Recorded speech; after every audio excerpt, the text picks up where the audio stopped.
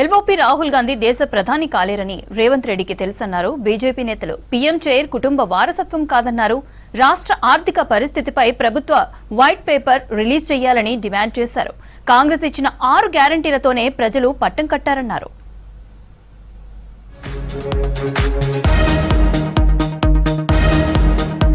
రాష్ట్ర ఆర్థిక స్థితిపై వైట్ పేపర్ రిలీజ్ చేయాలని ప్రభుత్వాన్ని డిమాండ్ చేశారు కేంద్ర మంత్రి కిషన్ రెడ్డి.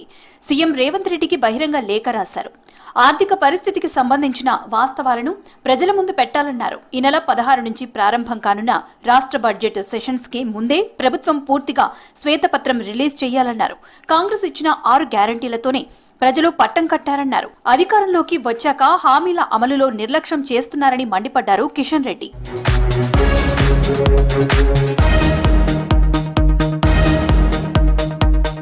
ఎల్ఓపీ నేత రాహుల్ గాంధీ దేశ ప్రధాని కాలేరని రేవంత్ రెడ్డికి తెలుసన్నారు కేంద్ర మంత్రి బండి సంజయ్. ప్రధానమంత్రి కుర్చీ అనేది కుటుంబ వారసత్వం కాదన్నారు. ప్రజాస్వామ్యం నిజాం శైలి దర్బార్ కాదన్నారు. భజన ఆపి తన బాధ్యతపై సీఎం రేవంత్ దృష్టి పెట్టాలన్నారు సంజయ్. రాహుల్ గాంధీని ప్రధానమంత్రిగా చూడాలని సీఎం రేవంత్ రెడ్డి కాంగ్రెస్ సమావేశంలో సంకేతాలు ఇవ్వడం దేశంపై ఒక గ్రహణం లాంటిదేనన్నారు. కాంగ్రెస్ పార్టీ అవినీతి మసితో మసకబారిందని ట్వీట్ చేశారు బండి సంజయ్.